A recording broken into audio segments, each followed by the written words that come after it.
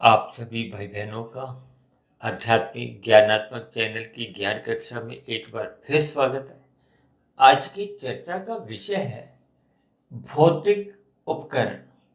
देखिए, हमने इन दो शब्दों में उपकरण शब्द को आज विशेष महत्व दिया क्योंकि हमने सफेद रंग से दर्शाया, लेकिन इसको हमने देखिए दो अलग अलग इसके वर्गीकरण किए। एक में हमने बाएं तरफ क्या लिखा है, 84 लाख जोनियां, जिसमें देखिए मुख्य रूप से हमने पशु पक्षियों को दिखाया है और उसके साथ ही हमने एक मनुष्य शब्द लिखा है और मनुष्य शब्द को भी देखिए हमने सफेद रंग से लिखा है।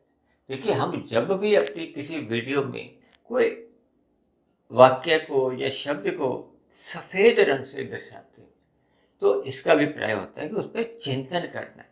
वैसे तो देखिए, आप सफेद रंग प्रकृति के 3 गुणों में जब सत्वगुण को दर्शाते हैं या आत्मा का या परमात्मा का हम कोई विषय लेते हैं, जब किसी विशेष वाक्य पे या शब्द पे हमने एक चिंतन करना होता है तो फिर हम उसको सफेद रंग से दर्शाकर उसका एक महत्व समझाते हैं। अब आपके मन में देखिए एक प्रश्न उठ रहा होगा कि देखिए दाएं तरफ हमने क्या लिखे हैं, ये जो असंख्य उपकरण, क्योंकि देखिए भौतिक जगत में कितने ही उपकरण हैं। ये जो मैं अभी वीडियो बना रहा हूँ, ये मोबाइल पे वीडियो बन रही है, फिर लैपटॉप पे इसका प्रोसेसिंग का काम होगा। तो ये सभी स्थितियां देखिए, ये एक भौतिक उपकरण है। सभी भौतिक उपकरणों का एक स्वभाव होता है। इसलिए तो देखिए मैंने नीचे 3 अलग अलग शब्द लिखे हैं ना, फ्रिज लिखा है, गीजर लिखा है, मिक्सी लिखा है, क्योंकि जितने भी ये जो उपकरण हैं, इन सभी उपकरणों का अपना अपना एक स्वभाव होता है और ये उपकरण देखिए अपने स्वभाव के अनुसार ही कार्य करते हैं। अब हम बात करते हैं जो बाएं हाथ में हमने जो 84 लाख प्रकार की योनियों का जिक्र किया है, क्योंकि शास्त्रों में देखिए बार बार इस बात का जिक्र आता है ना कि इस जगत में 84 लाख प्रकार की योनियां हैं। योनियों का अभिप्राय देखिए इस शरीरों से है, स्थूल शरीरों से है। भले ही देखिए ये स्थूल शरीर आप और हम देखते हैं ना विभिन्न प्रकार के। अब एक पशु में देखिए हाथी कितना ही विशाल एक आकार का है और एक चींटी को देखो तो कितने ही छोटे आकार की है। और इसी तरह देखिए कितने ही विषाणु, कीटाणु, कीड़े मकोड़े जो कभी कभी देखिए स्थूल आंखों से हमें दिखते भी नहीं। अक्सर कहा जाता है ना, देखिए दूरबीन से ही कुछ जीवाणुओं को देखा जाता है। तो इसका अभिप्राय क्या है कि आकार की दृष्टि से ये जो स्थूल योनियां हैं, या 84 लाख प्रकार की योनियों का जो शास्त्रों में एक वर्णन आता है, ये छोटे से छोटे भी हैं, यानी इतनी छोटे कि जो आपको हमें एक स्थूल शरीर से नजर भी नहीं आती। और दूसरी तरफ देखिए हमने ये भौतिक उपकरण लिखे हैं। अब दोनों में देखिए क्या अंतर है। देखिए उपकरण तो मैंने 84 लाख प्रकार की योनियों को भी कह दी और विशेष रूप से देखिए हम सभी भाई बहन मनुष्य योनि में, इसलिए तो देखिए मैंने 84 लाख प्रकार की योनियों में पशु पक्षी के साथ मनुष्य को सफेद रंग से दर्शाया, क्योंकि मनुष्य योनि का एक विशेष महत्व है। महत्व इसलिए आंका जाता है क्योंकि हम सभी भाई बहन कोई किए गए कर्म लिखे जाते हैं, कर्माशय बनता है और मनुष्य योनि में ही हम साधना करते करते ये जो जन्म मरण के जो बंधन है ना, बंधन के देखिए ये 84 लाख प्रकार की योनियों के ही। और इन 84 लाख प्रकार की योनियों में ये बंधन में हमें आपको मिलते हैं, ये मनुष्य योनि में किए गए कर्मों के आधार पर मिलते हैं। इसीलिए तो देखिए 84 लाख प्रकार की योनियों में केवल और केवल मनुष्य योनि को ही देखिए एक कर्म योनि कहा जाता है। साधना योनि इसलिए कहा जाता है कि हम साधना करते करते यदि हम स्थूल शरीर के रहते रहते अपना कारण शरीर और सूक्ष्म शरीर यदि हम समाप्त कर लेते, देखिए स्थूल शरीरों की तो मृत्यु होती रहती, ये जो स्थूल शरीर तो आपके हमारे ये जो उपकरण है ये तो बदलते रहते हैं कर्मों के आधार पर। कभी नीचे की योनियां देखिए, शास्त्रों में कहा गया है, ये जो नीचे की 80 लाख प्रकार की योनियां हैं, इनको तामसी योनि कहा जाता है। और मनुष्य योनि को देखिए राजसी योनि कहा जाता है। मनुष्य से ऊपर की योनियों को सात्विक योनियां कहा जाता है। लेकिन मनुष्य योनि में ही देखिए कर्म करने का एक अवसर है। शेष सभी योनियों में देखिए वो भले ही जो क्रियाएं करते हैं, वो उनके द्वारा की गई क्रियाओं के कर्म लिखे नहीं जाते। अब मनुष्य से नीचे की जितनी भी योनि है, वो जितनी भी क्रियाएं करते हैं, देखिए पशु पक्षी हम देखते हैं ना कितनी क्रियाएं करते हैं, उनकी क्रियाओं का कोई कर्माशय नहीं बनता। इसी तरह मनुष्य से ऊपर की जितनी योनि है, उनका भी देखिए भले ही देवी देवताओं द्वारा कितने ही उपकार किए जाते हैं, पुण्य कर्म होते हैं, आपका हमारा जीवन बिना देवी देवताओं की कृपा के तो चल ही नहीं पाता। विशेष रूप से शास्त्रों में कहा गया ना, ये सूर्य देव जिनके प्रकाश के बिना तो देखिए आपका हमारा एक अस्तित्व ही नहीं है। इसलिए देखिए उनके द्वारा किए गए भी पुण्य कर्म कोई एक लिखा नहीं है, वो सभी देखिए शास्त्रों में जो वर्णन है वो भोग योनि कहा गया। केवल और केवल मनुष्य योनि को ही एक कर्म योनि कहा गया। अक्सर देखिए हमारी तो कर्मों के ऊपर लगभग चर्चाएं होती ही रहती हैं। हमने तो मनुष्य योनि को एक परीक्षा योनि भी कहा है, क्योंकि हम सभी की देखिए परीक्षाएं तो होती है कि हम देखिए पाप कर्म करते हैं, कभी पुण्य कर्म करते हैं, या कभी कभी देखिए हम निष्काम भाव से कर्म भी करते हैं। अब साधना तो देखिए उसी क्षण आरंभ होती है जब हम निष्काम भाव से कर्म करते हैं। देखिए पाप कर्म करते हैं या पुण्य कर्म, भले ही देखिए पाप कर्मों से पुण्य कर्म तो अच्छे माने जाते हैं, और पुण्य कर्मों से भी विशेष पुण्य कर्म और अच्छे माने जाते हैं, और विशेष पुण्य कर्मों से भी निष्काम भाव से किए जाने वाले पुण्य कर्म वो और अच्छे माने जाते हैं, क्योंकि वो साधना आरंभ करते हैं। देखिए कोई कहे कि मैं निष्काम भाव से पाप कर्म करूंगा, तो ऐसा तो संभव ही नहीं है ना। पाप कर्म सदा ही सकाम भाव से होते हैं। ये जो प्रकृति के जो 3 गुण है ना, तमोगुण, रजोगुण और सतोगुण, इन 3 गुणों में देखिए हम जैसे जैसे कर्म करते हैं, देखिए तमोगुण में जब हम कर्म करते हैं तो हम अन्य जीवों का साथ छल कपट की हेरा फेरी अनैतिकत कार्य करते हैं।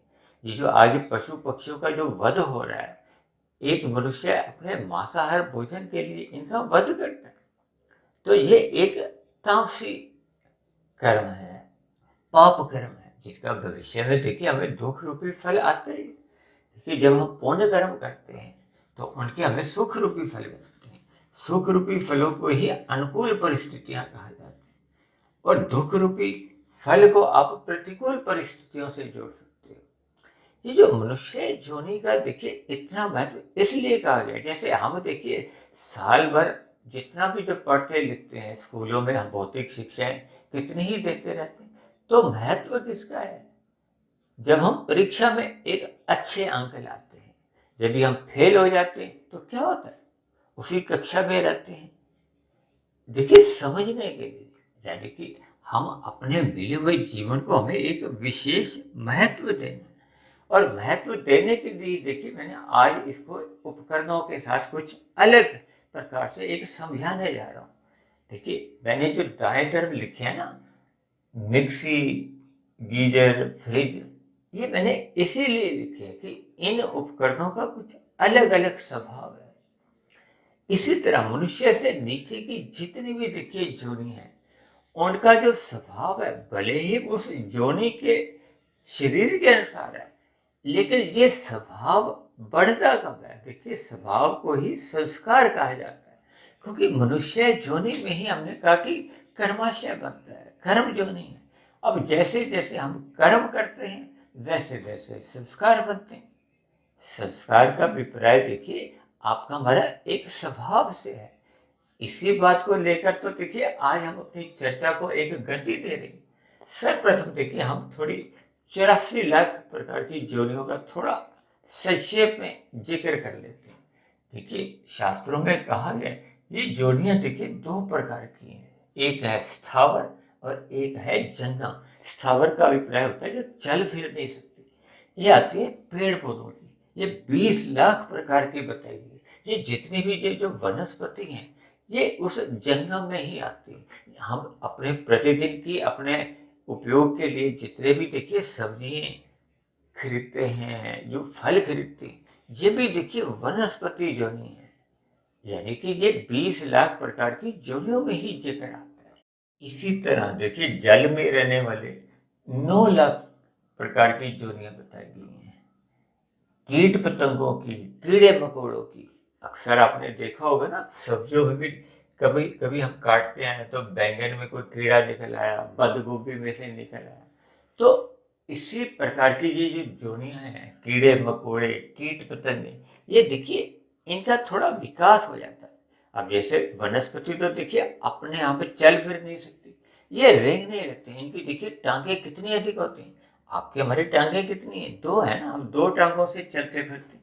अक्सर देखिए वनस्पति के साथ साथ ही इनका देखिए ये कीड़े मकोड़ों का, एक रेंगने वाले जीवों का एक संबंध है। अक्सर बारिशों के दिनों में आप देखोगे ना कि आप पार्क में देखते हो कि कभी कभी ऐसे जीव रेंगते हुए जा रहे हैं कि जिनकी कितनी ही टांगे, 10 20 50 नहीं, कितनी ही। देखिए एक समझने के लिए मैं इनका एक, अब जो पेड़ पौधे हैं उनकी तो देखिए कितनी ही जड़ें हैं, उनकी जड़ों को भी आप टांगे समझ सकते हो। हालांकि देखिए उनको स्थावर कहा गया, चल फिर नहीं सकते। यानी अब 84 लाख में देखिए 9 लाख तो जल में रहने वाले जीव हो गए, 11 लाख आपके कीड़े मकोड़े हो गए, और 20 लाख हमने देखिए वनस्पति पेड़ पौधे बताए हैं। ये कुल मिला के हो जाते हैं 40 लाख। अब शेष कितने बचे? 44 लाख। इन 44 लाख में से देखिए 10 लाख प्रकार के पक्षी हैं और 30 लाख प्रकार के पशु बताए गए। ये हो गया अब 80 लाख। इसी तरह देखिए 4 लाख प्रकार के मनुष्य नस्ल के शास्त्रों में कहे, तो ये कुल मिला के हो जाते हैं 84 लाख। देखिए इनमें भी एक क्रमबद्ध विकास हो रहा है। विकास इस स्तर पर देखिए पेड़ पौधे वनस्पति तो चल फिर ही नहीं सकते। अब फिर रेंगने वाले, जैसे उसकी टांगे रेंग रेंग के चलते हैं ना, तो उनका विकास हो गया।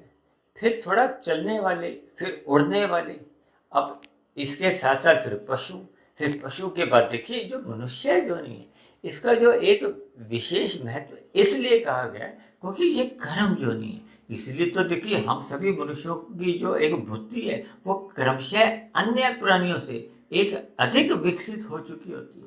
अब पेड़ पौधों को देखिए शास्त्रों में आपके हमारे भोजन का एक विधान कहा गया है, हम खा पी सकते हैं। ये कोई मांसाहार का भोजन नहीं माना जाता, ये शाकाहार गिना जाता है। शाक देखिए कहा जाता है वनस्पति को। ये जो एक मनुष्य पशु पक्षियों को वध करके अपना भोजन बनाता है, ये पाप कर्म गिने जाते हैं। जब हम शाकाहारी बनते हैं, शास्त्रों के अनुसार देखिए विधि विधान निषेध बताए गए। जो निषेध का मतलब है कि इन कर्मों को शास्त्र हमें अनुमति नहीं देते, वो सभी पाप श्रेणी में आते हैं। जब हम वनस्पति खा सकते हैं, भले ही वो जोनी है, क्योंकि वनस्पति जोनी देखिए एक उनकी जो एक विकास है वो लगभग उनकी विवेक शक्ति देखिए समाप्त हुई होती है। जबकि मनुष्य जोनी में आपकी हमारी विवेक शक्ति कुछ हद तक जाग जाती है। और शेष देखिए मनुष्य जोनी को साधना जोनी इसीलिए तो कहा गया कि हमें मिले हुए जीवन में अपनी बुद्धि का विकास करना है, अपनी विवेक शक्ति जगानी है, ताकि ये जो परमात्मा का है, आत्मा का है, और ये जो प्रकृति के जो 3 गुण हैं ये कैसे कैसे कार्य करते हैं, इन्हीं बातों का तो हमने ज्ञान लेना है। हालांकि शास्त्रों में देखिए एक और बात कही गई कि हम सभी आत्मा देखिए ज्ञान युक्त हैं, चेतन है। परमात्मा को देखिए अनंत स्वरूप सत्ता कहा जाता है, आत्मा को देखिए एक ज्ञान स्वरूप कहा जाता है। लेकिन ये जो नीचे की जो 80 लाख प्रकार की जो जोनी है ना, उनमें ये जो आपका हमारा ज्ञान है वो क्रमशः एक आवृत हो चुका होता है। तभी तो देखिए हमें ये जो शास्त्रों के सत्संग करने के लिए एक प्रेरणा दी जाती है। जैसे जैसे देखिए हम प्रकाश का संग करते हैं, ज्ञान का संग करते हैं, सत्वगुण का संग करते हैं, विशुद्ध सत्वगुण परमात्मा को पाने का एक लक्ष्य बनाते हैं, इन सभी क्रियाओं द्वारा ही तो आपकी हमारी एक विवेक शक्ति जागती है। तभी तो देखिए बार बार कहा जाता है कि सत्संग करो, ब्रह्म मुहूर्त में उठो। ये जो हम प्रतिदिन इस आध्यात्मिक ज्ञानात्मक चैनल पर ये जो मैं प्रतिदिन एक वीडियो तैयार करता हूँ, जो लगभग अब 900 के आसपास का आंकड़ा छूने जा रही है, किस लिए? ताकि हम सभी भाई बहनों का, देखिए मेरा स्वयं का भी, मैं भी जब प्रतिदिन परमात्मा की प्रेरणा से इस ब्रह्म मुहूर्त के समय में, ब्रह्म मुहूर्त का समय देखिए सत्वगुण की एक शुद्धतम अवस्था कहा गया, यानी कि भौतिक प्रकृति का जो एक प्रकृति द्वारा दिया गया एक शुद्ध समय होता है। शुद्ध समय का अभिप्राय है कि वो प्रकृति द्वारा भी हमें वातावरण में कहो एक अनुकूलता मिलती है। हमें परमात्मा की स्मृति करने में कोई विशेष परिश्रम नहीं करना होता। दिन में तो देखिए रजोगुण होता है, अब रजोगुण और तमोगुण की जब स्थितियां होती है, शाम को देखिए जैसे सूर्य डूबता है तो तमोगुण की स्थितियां होती है। ये दोनों ही स्थितियों में देखिए रजोगुण में आपका हमारा मन चंचल होता है। चंचल का अभिप्राय होता है कि हम विभिन्न विषयों पे अपना ध्यान लगाते हैं, विभिन्न भोगों में हमारा आपका ध्यान जाता है। और तमोगुण में देखिए एक भोग की स्थिति होती है, एक मोह की स्थिति होती है, आलस्य की स्थिति होती है। ये रजोगुण से भी नीचे की स्थिति कही जाती है। इन दोनों ही स्थितियों में देखिए परमात्मा का चिंतन करने में हमें मेहनत करनी होती है। इसमें क्या होता है कि बाहरी परिस्थितियां आपकी हमारी कोई अनुकूल नहीं होती। भले ही देखिए सुबह के समय ब्रह्म मुहूर्त में अनुकूलता होने से आपका हमारा परमात्मा की ओर ध्यान जल्दी टिकने लगता है। तो शास्त्रों का अध्ययन ब्रह्म मुहूर्त में करना ही चाहिए। देखिए दिन में करने की कोई मनाही नहीं है। मैं भी दिन में देखिए शास्त्रों का अध्ययन करता हूँ, अपनी बनी हुई वीडियो भी सुनता हूँ, अपने गुरुओं के प्रवचन भी सुनता हूँ। तो इन सभी स्थितियों को, यानी कि हम जितना ज्ञान में स्थिति में रहते हैं, जितना हम सात्विक स्थितियों पर शोध करते हैं, शोध करते करते तो देखिए हम परमात्मा से जुड़ते हैं। जब आपका हमारा ज्ञान एक मूल स्थिति में लौट आता है, क्योंकि हम सभी आत्मा तो कहा गया ना ज्ञान युक्त है। हम जैसे जैसे परमात्मा की स्मृति बनाते जाते हैं, उसकी सम्मुखता बढ़ाते जाते हैं, तो फिर परमात्मा की हमें आनंद की अनुभूतियां होने लगती हैं। आपके हमारे जीवन में दुख घटने लगते हैं। ये जो प्रकृति के जितने भी देखिए ये जो स्थितियां हैं ये दुखमय है शास्त्रों में। इसीलिए तो भगवान श्री कृष्ण ने गीता में भी कहा कि ये जगत तो दुखालय है, यह त्रिविध ताप बने रहते हैं। हमें स्वयं के कर्मों के ही दुख नहीं मिलते, हमें अन्य जीवों के द्वारा भी कुछ प्रतिकूल कर्म होने से हमें दुख मिलते, भले ही बाद में उसकी क्षतिपूर्ति कर दी जाती है। हमें प्रकृति के जो वातावरण द्वारा भी कुछ प्रतिकूलताएं आती हैं, गर्मी सर्दी है, तो ये विभिन्न प्रकार की स्थितियां बनती रहती हैं। इसीलिए तो कहा गया कि मनुष्य जोनि पाकर हम यदि साधना करते करते अपने कारण शरीर में अज्ञानता के जितने भी बुरे संस्कार हैं, भोग के कहो अज्ञानता के, एक ही बात है, जब वो संस्कार दग्ध बीज हो जाते हैं तो फिर आपके हमारे मन बुद्धि में किसी भी प्रकार के फुरने नहीं उठते। योग दर्शन में कहा गया ना चित्त वृत्ति निरोध। देखिए जब ये फुरने ही नहीं उठते, अन्यथा क्या होता है कि आपके हमारे मन बुद्धि में देखिए कितने ही वृत्तियां उठती रहती हैं, विचार आते रहते हैं। अब ये वाला भोग भोगना, अब दूसरा भोग, अब तीसरा चौथा, अंत नहीं है। आपकी हमारी कितनी ही भोग इच्छाएं होती हैं। इसी में तो मनुष्य फिर इन्हीं भोग इच्छाओं की पूर्ति के लिए तो फिर मनुष्य कर्म करता है। देखिए इन सभी बातों को मैं इसलिए समझा रहा हूँ ताकि हमें इन सभी जोनियों में जैसी जैसी उन जोनियों का स्वभाव है उससे हमें कुछ प्रेरणा मिले, हमें मनुष्य जो जीवन के महत्व का एक बोध हो, ताकि आपका हमारा मिला हुआ जीवन देखिए स्थूल शरीर के स्तर पर ही ये जो हम विषय भोगों में लिप्त रहते हैं, इनकी ओर से हम ऊपर उठ के अपने सूक्ष्म शरीर यानी कि मन बुद्धि के स्तर पर हम परमात्मा की ओर जाए। देखिए मन बुद्धि को परमात्मा ने सृष्टि के आरंभ से ही सात्विक बनाया है, सत्वगुण की प्रधानता होती है।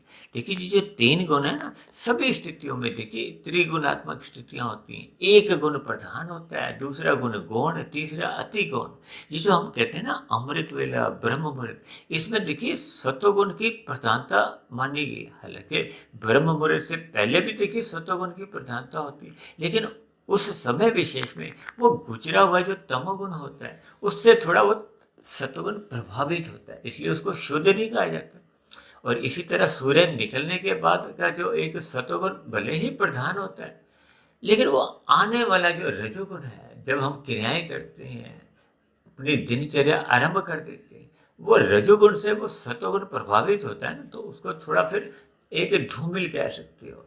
और सूर्य निकलने से पूर्व का जो समय है वो शुद्धतम समय। हालांकि देखिए भौतिक प्रकृति में शुद्धतम समय होता ही नहीं, शुद्ध सत्वगुण होता ही नहीं, लेकिन अन्यों के सापेक्ष तुलना में सूर्य से निकलने से पूर्व के जो 2 घंटे 40 मिनट का समय है, देखिए इन सभी बातों पे हमने अलग अलग वीडियो बहुत विस्तार से बना रखी है।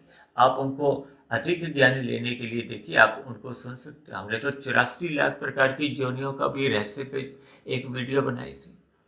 तो इन बातों को हम जितना यथार्थ रूप से समझ जाते हैं, हमें देखिए अपने मिले हुए जीवन का एक महत्व समझना है। देखिए महत्व क्या है कि हम हमारा आपका जो एक स्थूल शरीर है वो मात्र एक यंत्र है। यंत्र जैसे देखिए ये जो गीजर है या आपका बड़ा जो फ्रिज है, इनके जैसे जैसे स्वभाव होते हैं, यंत्र फिर वैसा ही वो कार्य करता है। अब देखिए इनमें स्वभाव के अनुसार कार्य होता है, लेकिन कार्य होता कैसे? देखिए जैसे आपके हमारे स्थूल शरीर में जब तक आत्मा नहीं होती, देखिए आत्मा एक चेतन तत्व है। जैसे देखिए फ्रिज चलता है, गीजर चलता है, मिक्सी चलती है, तो उसमें एक चेतन तत्व आप विद्युत शक्ति को समझ सकते हो। जब तक देखिए विद्युत शक्ति का प्रवाह नहीं आता तो वो उपकरण कार्य नहीं करते। अब देखिए गीजर है, उसमें जैसे ही बिजली का प्रवाह आता है तो वो पानी में एक उबाल लाता है, गर्म करना शुरू कर। देखिए सर्दियों में हम गर्म पानी से नहाते हैं तो हम गीजर को ऑन कर देते हैं, चालू कर देते हैं, तो उसमें जैसे ही बिजली का प्रवाह आता है तो वो जो गीजर का जो स्वभाव है उपकरण का, वो उस पानी को गर्म करता है। अब जबकि जब गर्मियाँ आती हैं, आजकल देखिए गर्मियाँ चल रही हैं, हम गर्मियों में थोड़ा ठंडा पानी पीते हैं, गर्म पानी नहीं पीते। अक्सर देखिए हम गर्म पानी से तो नहाते भी नहीं। अब हम फ्रिज में देखिए बर्फ जमाते हैं, जब कोई पेयजल तरल पदार्थ बोतल में रखते हैं, उसको हम लेते हैं तो वो कैसा होता है? ठंडा होता है, क्योंकि हम गर्मियाँ चल रही हैं। तो फ्रिज का स्वभाव ठंडा होने के कारण, यानी कि उसमें एक ठंडे करने की एक शक्ति है, स्वभाव है। अब उसमें भी देखिए बिजली का जो एक एक शक्ति है, वो तो दोनों में ही एक समान है। इसका अभिप्राय क्या है कि देखिए फ्रिज में शक्ति जाएगी, बिजली का प्रवाह या गीजर में जाएगा, चाहे मिक्सी में जाएगा, तो सभी ये उपकरण अपने अपने स्वभाव के अनुसार। अब देखिए मिक्सी में क्या होता है कि वो जो भी पदार्थ हम डालते हैं वो पीस देती है, काट देती है, या फिर उसको वो मिक्स कर देती है। यानी कि देखिए हमने केवल इन उपकरणों का एक स्वभाव से अपने स्थूल शरीर का ज्ञान लेना, कि जैसे ही आपके हमारी स्थूल शरीर से आत्मा निकल जाती है, जिसको कि मृत्यु कहा जाता है, जैसे ही आत्मा को हो, चेतन शक्ति को वो निकल जाती है तो फिर ये जड़ हो जाते हैं। यानी कि ये जितने भी जो उपकरण हैं, देखिए हमने पशु पक्षी इसलिए जोड़े हैं क्योंकि अक्सर इनका प्रत्यक्ष रूप से आपका हमारा एक विशेष एक सामना पड़ता है आपके हमारे जीवन में, हम इनको देखते रहते हैं। तो मनुष्य जीवन का या स्थूल शरीर का अधिक महत्व इसलिए कहा गया है कि हम स्थूल शरीर के रहते रहते साधना कर सकते हैं, और स्थूल शरीर द्वारा तो हम देखिए कर्म करते हैं जिसका कर्माशय बनता है। देखिए आपके मरीज जो स्थूल शरीर बना हुआ है तो है पृथ्वी जल अग्नि वायु आकाश का, इनको भी देखिए तामसी कहा गया है। इन्हीं 5 पदार्थों के जो सूक्ष्म तत्व हैं, गंध, रस, रूप, स्पर्श और शब्द, देखिए पृथ्वी का सूक्ष्म तत्व क्या है? गंध। जल का सूक्ष्म तत्व है रस। अग्नि का सूक्ष्म तत्व है रूप। वायु का सूक्ष्म तत्व है स्पर्श। और आकाश का सूक्ष्म तत्व है शब्द। इनको देखिए सूक्ष्म तत्व भी कहा जाता है, इनको भोग विषय भी कहा दिया जाता है। ये जो आपके हमारे 5 भोग विषय हैं जिनके लिए हम प्रतिदिन देखिए क्रियाएं करते हैं। अब हम क्रियाएं कैसे करते हैं? देखिए आपके हमारे स्थूल शरीर की 5 कर्मेंद्रियां हैं और 5 ज्ञानेंद्रियां। हाथ पैर वाणी, ये देखिए प्रमुख रूप से 3 कर्मेंद्रियां गिनी जाती हैं। और इसी तरह लिंग और गुदा, देखिए गुदा से हम मल त्याग करते हैं, लिंग से हम मूत्र का त्याग करते हैं। और ये जो आपके मरे जो 5 ज्ञानेंद्रिय हैं जिनको देखिए गंध का सुख हम किससे लेते हैं? नाक से लेते हैं। रस का हम जीभा से लेते हैं। रूप का हम आंखों से लेते हैं। स्पर्श का हम त्वचा से लेते हैं। और शब्द का हम कानों से, ये जो हम वीडियो सुनते हैं या और भी देखिए संगीत की हम बातें जितनी भी हम सुनते हैं, हम जो मोबाइल पे भी जो बातें करते हैं वो भी तो देखिए शब्दों का ही उच्चारण होता है। ये आकाश में इतने जो सैटेलाइट या उपग्रह छोड़े भी हैं, देखिए हम जो बोलते हैं वो पहले शब्द ऊपर जाते हैं फिर नीचे आते हैं। यानी कि देखिए इन सभी स्थितियों को हमें ज्ञान पूर्वक समझना चाहिए। हम सभी इन बातों को जब हम ज्ञान पूर्वक समझ जाते हैं तभी आपको फिर हमें जो आपका मनुष्य जोड़ी का जो स्थूल शरीर है इसका महत्व समझ में आता है। गीता में देखिए इसी स्थूल शरीर को, मनुष्य के स्थूल शरीर को रथ की संज्ञा भगवान श्री कृष्ण ने क्यों दी? कि इस 5 घोड़ों को कहो, 5 ज्ञानेंद्रियां कहो, 5 कर्मेंद्रियां कहो, 5 भोग्य विषय कहो, क्योंकि आपके मरे जी जो एक अधोगति का कभी कभी जो कारण होता है, या आपका मरा देखिए जो नीचे की जोनियों में जाना होता है वो किसके कारण होता है? कर्मों के कारण। और कर्म क्यों होते हैं? सुख पाने के लिए। देखिए दुख पाने के लिए तो चेष्टा नहीं होती, कर्म नहीं होती। देखिए पाप कर्म करो या पुण्य कर्म करो, यदि ये देखिए पाप कर्म तो निष्काम भाव से ही होते हैं, भले ही देखिए पुण्य कर्म निष्काम भाव से भी हो सकते हैं, जो कि अभी हमने जिक्र किया था।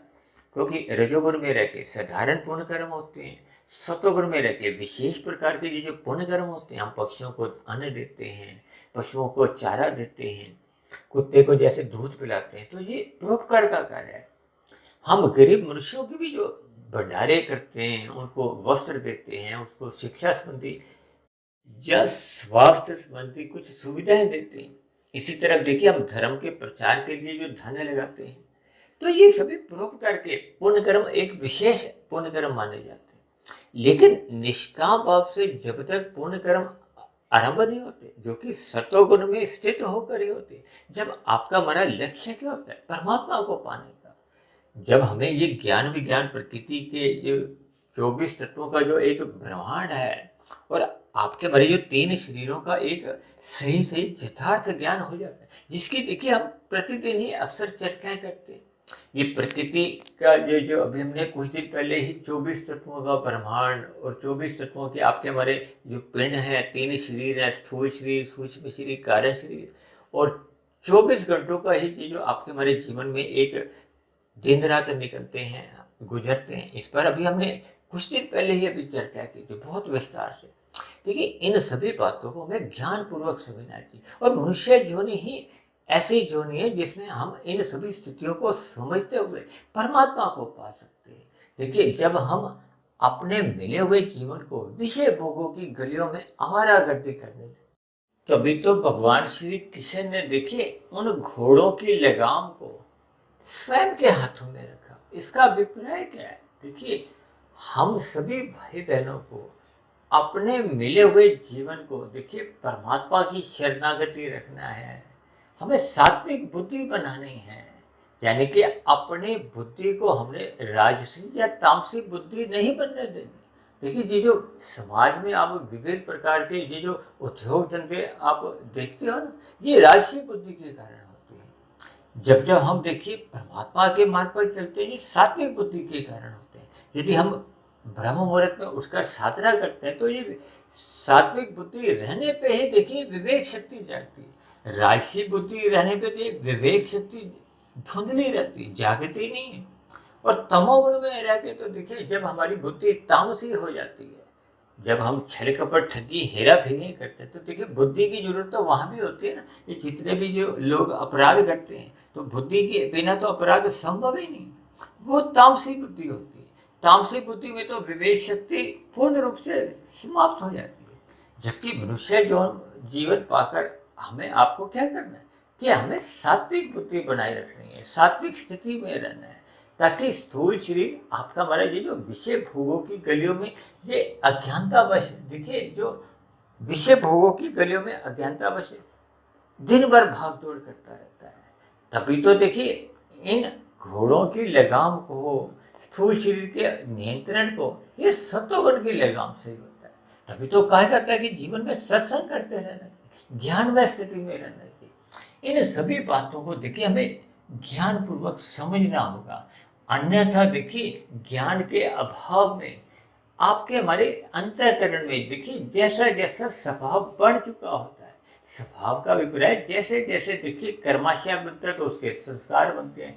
अब उन संस्कारों में देखिए जैसी जैसी स्थितियां होंगी, यदि सात्विक संस्कार यानी कि शुभ संस्कार अच्छे बने हुए हैं, और यदि राजसी संस्कार है, तो वो तो आपको विषय भोगों की गलियों में ही देखिए एक प्रेरणा देते रहते हैं।